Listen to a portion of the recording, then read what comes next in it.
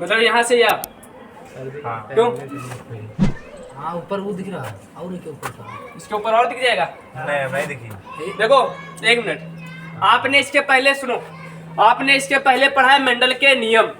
आपने इसके पहले क्या पढ़े थे? मेंडल के शब्द। आपने इसके पहले पढ़ा था मेंडल के प्रयोग। आपने पढ़ा था मेंडल के प्रयोग। जब मेंडल के आपने प्रयोग पढ़े थे, मेंडल के प्रयोग, तो मेंडल के जब प्रयोग पढ़ेंगे तो उसमें हमने उस प्रयोग में आपको कितने प्रयोग पढ़ाए थे? 2। मेंडल का एक गुण संकरण का प्रयोग और मेंडल का द्विगुण संकरण का प्रयोग। मेंडल का एक गुण संकरण का प्रयोग और मेंडल का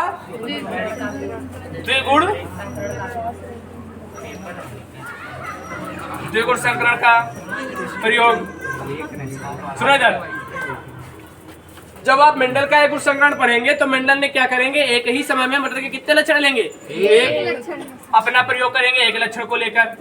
अब जब यहाँ पे यहाँ से 2 चीजें याद रखना है, एक तो इसका फिनोटाइप, एक फिनोटाइप याद रखिएगा और एक जीनोटाइप। जब फिनोटाइप होता है वो इसका यहाँ पे जब एक गुण संकरण कराते थे ना तो फिनोटाइप क्या निकल के आता था? 3:1 ये निकल के आता था 3:1 या 3:1 निकल के आता था। जीनोटाइप की जब बात करते थे तो 1:2:1 ये निकल के आता था। यहाँ पे आपको जीनोटाइप नहीं याद रखना है, लेकिन फिनोटाइप जब कभी अगर पूछे कि द्विगुण संकरण, मेंडल का जो द्विगुण संकरण था उसका फिनोटाइप का अनुपात क्या था, तो फिनोटाइप याद कर लेना आप लोग, ठीक है? फिनोटाइप, क्योंकि ये फिनोटाइप पूछा जाता है। द्विगुण संकरण का फिनोटाइप ये होता है 9:3:3:1, ये याद रखिएगा। ये तो इतना याद करके ही जाइएगा आप लोग। अच्छा, मेंडल जब द्विगुण संकरण करा रहे थे तो मटर के कितने लक्षणों को लिया? 2। जब मेंडल ने कितने लक्षणों को लिया था? 2। ठीक है, तो छोड़ो बात की बात। अब आज हम पढ़ेंगे मेंडल के नियम। क्या पढ़ेंगे? मेंडल के नियम।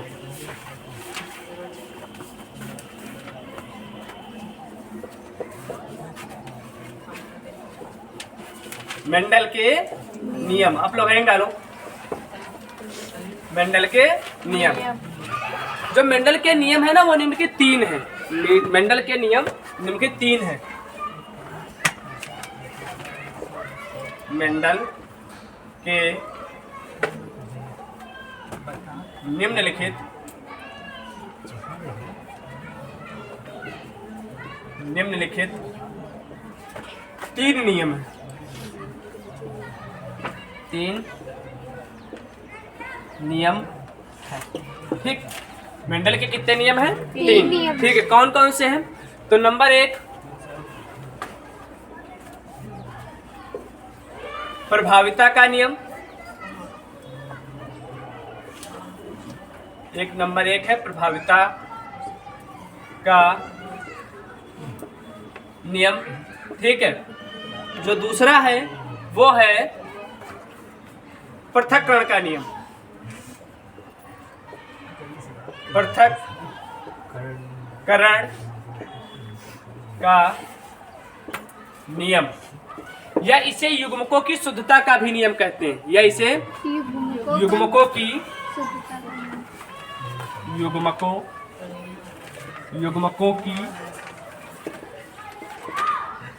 शुद्धता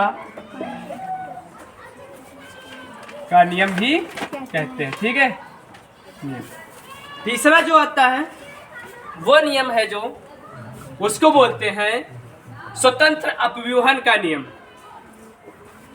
स्वतंत्र अपव्यूहन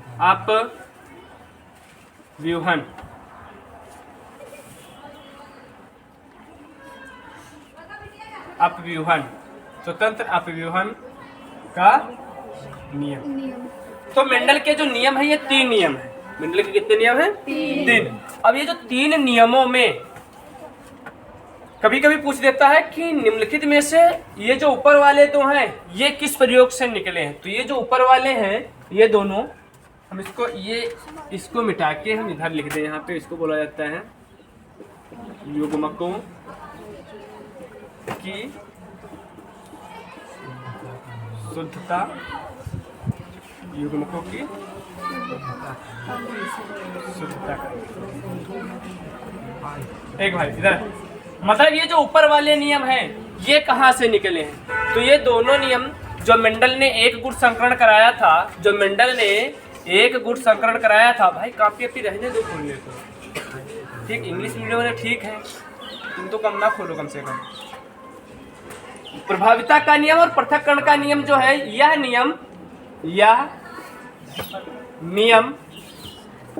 मेंडल के एक गुण संकरण से संबंधित है। यह नियम किससे संबंधित है? एक गुण संकरण से। मतलब प्रभाविता का नियम और पृथक्करण का नियम, ये दोनों के दोनों नियम जो मेंडल का एक गुण संकरण का प्रयोग है ना, उससे संबंधित है। ठीक भाई। अब ये जो स्वतंत्र अपवहन का जो नियम है, ये किससे संबंधित है? तो ये संबंधित है मेंडल का जो द्विगुण संकरण का प्रयोग है ना, उससे संबंधित है। यह नियम किससे? मेंडल के द्विगुण संकरण से, मेंडल के द्विगुण संकरण से संबंधित है। याद रखिएगा, ठीक है। ये पूछेगा, ये वाला कभी कभी पूछ देता है, जो स्वतंत्र अपवहन है वो मेंडल के किस नियम से संबंधित है? तो मेंडल के किस नियम से संबंधित होगा? द्विगुण संकरण से। प्रभाविता का नियम एक गुण संकरण से, पृथक्करण का नियम एक गुण संकरण से। तीसरा वाला किससे? यह युग्मकों की शुद्धता किससे संबंधित है? एक गुण संकरण से। तो इतना लिख गया, ये लिखो चट से आगे बढ़े।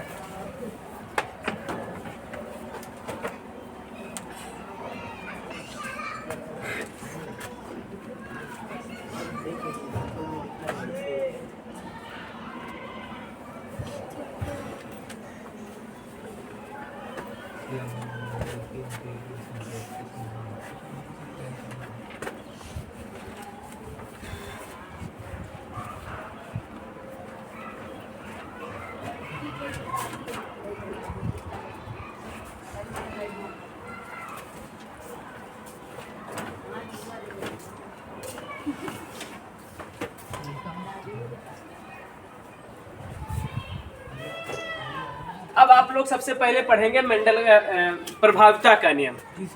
कौन सा नियम? मेंडल का प्रभाविता का नियम। तो आप लोग हेडिंग डाल लें, प्रभाविता का नियम।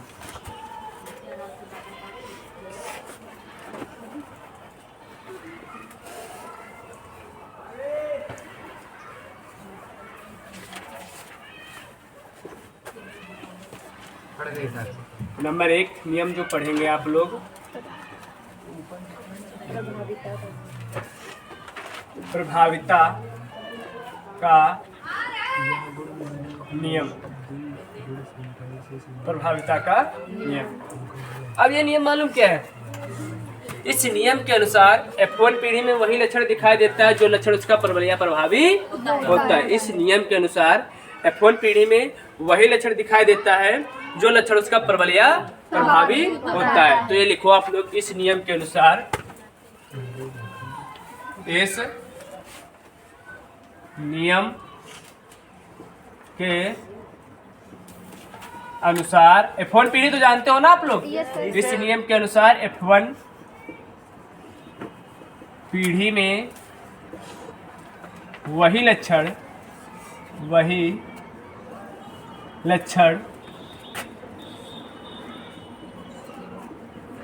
दिखाई देता है जो लक्षण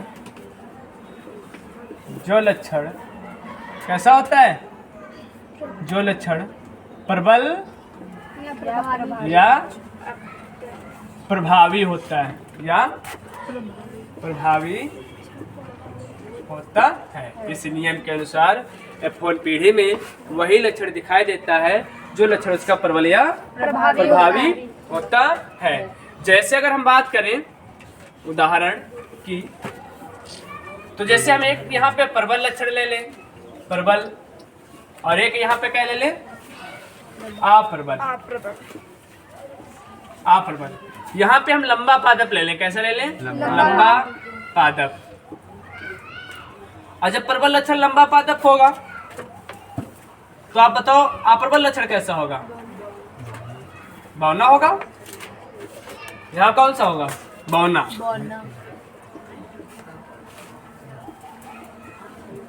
अब सुनो, जब हम इसको दर्शाते थे, याद होगा आप लोगों को, लंबा पादप को काहे से लिखते थे? कैपिटल टी, कैपिटल टी, याद है? Yes sir. और इसको स्मॉल टी। जब इनके मध्य में हम क्रॉस कराते थे, याद है? Yes sir. Capital T, small small T, capital फिर ये वाली कैपिटल टी, ये इधर से स्मॉल टी, फिर इसको हम ऐसे लिख लेते थे कि स्मॉल टी, ये वाला कैपिटल टी, ये स्मॉल टी और ये कैपिटल टी।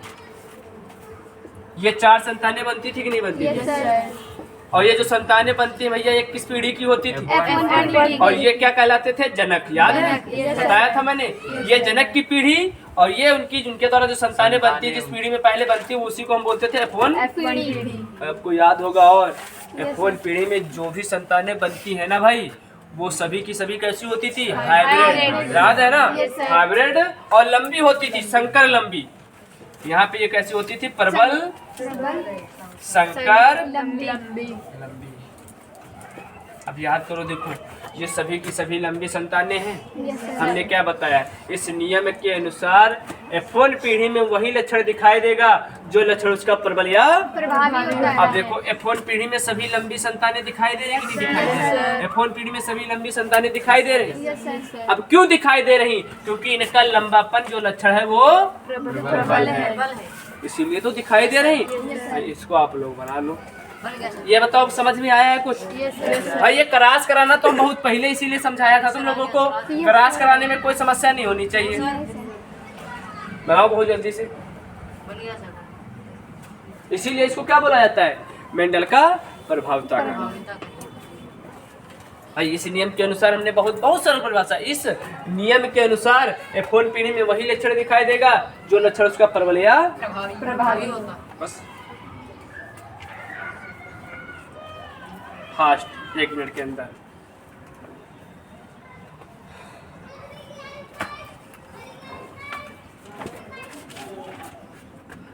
ये तो करवा चुके हैं आप लोगों को। Yes sir.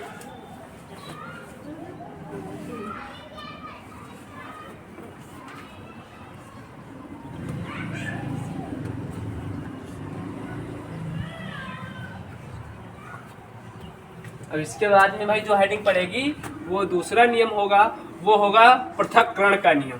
क्या होगा? पृथक्करण का नियम। दूसरी हेडिंग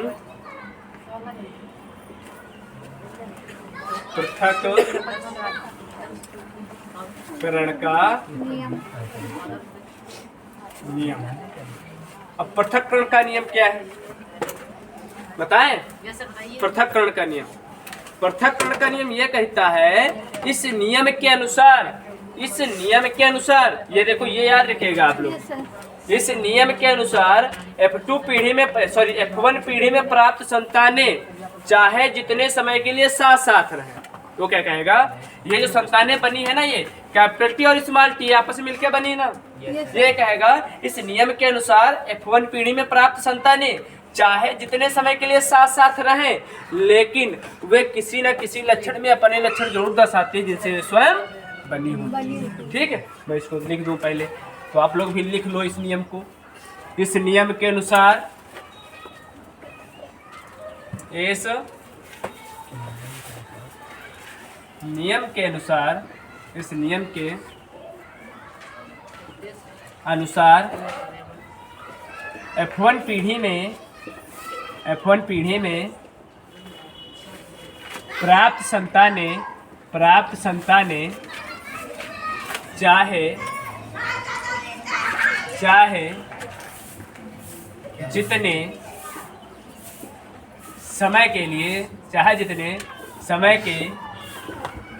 जितने समय के लिए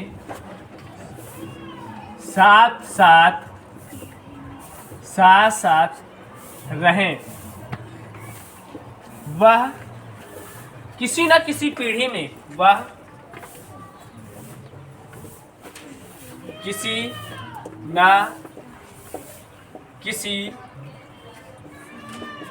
पीढ़ी में, किसी न किसी पीढ़ी में अपने लक्षण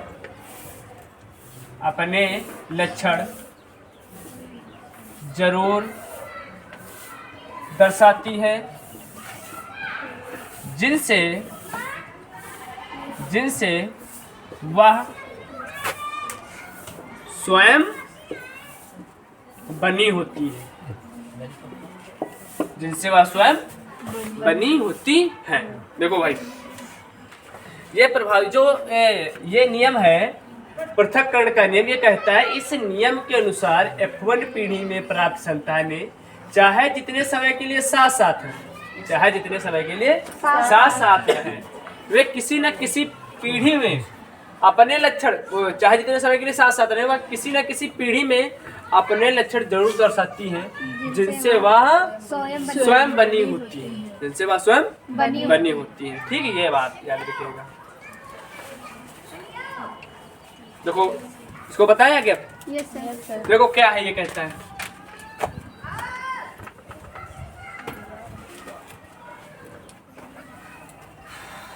देखो, ये हम अगर बोले ये लंबा पादप होगा, लंबा, और यहाँ पे बौना, इसी में बता दूं capital T small T, sorry पहले कैपिटल टी यहाँ पे स्मॉल टी।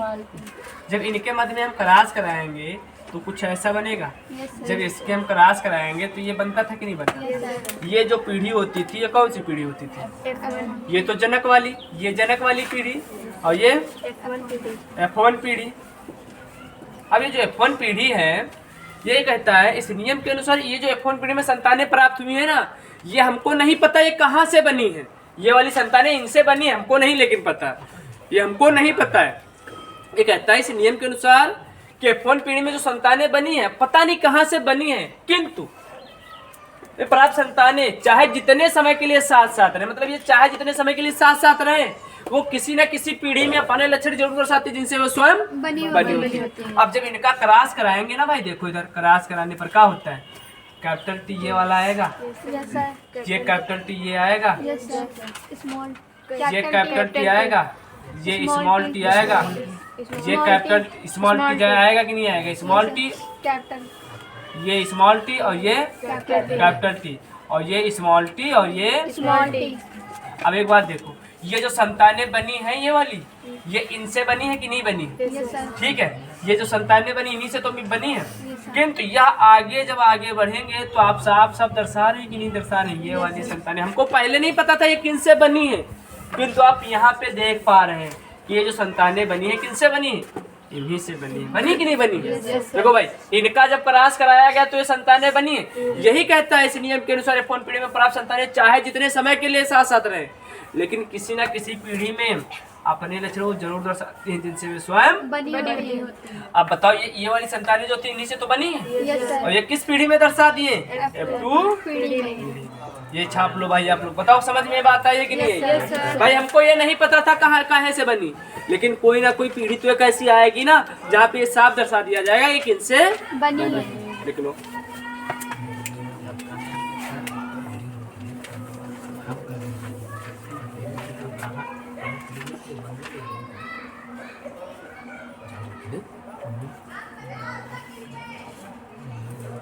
चलो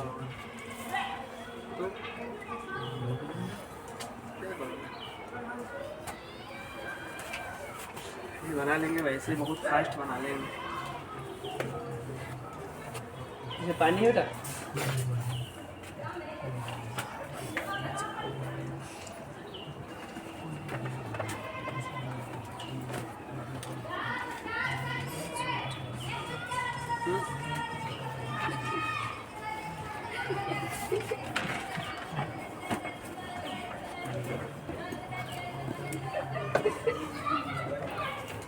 चाहे दांत निकाल लेना।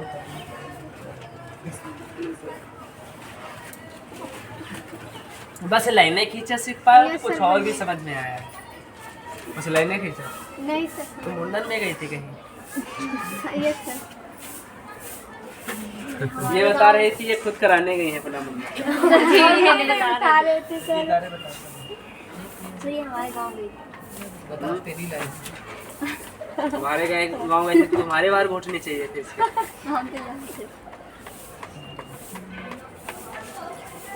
नोट हो गया। अब हम वीडियो बना पाएंगे। इसके बाद में अब आपको याद रखना है तीसरा नियम आएगा, कौन आएगा? स्वतंत्र अपव्यूहन का नियम। स्वतंत्र अपव्यूहन का नियम, तीसरा नियम। इसको बिठा दे। तीसरा नियम आएगा स्वतंत्र अपव्यूहन का नियम। तीसरा नियम है स्वतंत्र अपव्यूहन का पड़ गई। ये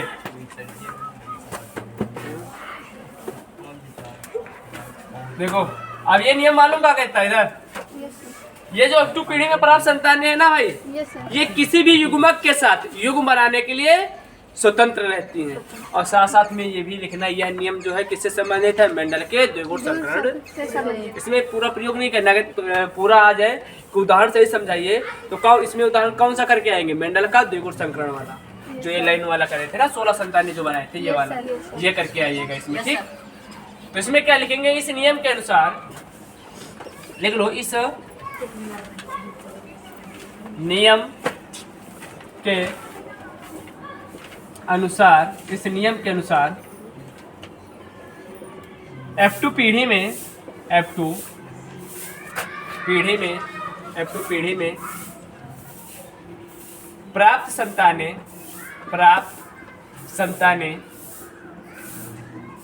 किसी भी, इस नियम के अनुसार F2 पीढ़ी में प्राप्त संतानें किसी भी युग्मक के साथ युग्म बनाने के लिए, युग्मक लिख दिया ना, युग्म लिखे, युग्म बनाने के लिए, युग्मक के साथ युग्म बनाने के लिए स्वतंत्र रहती हैं,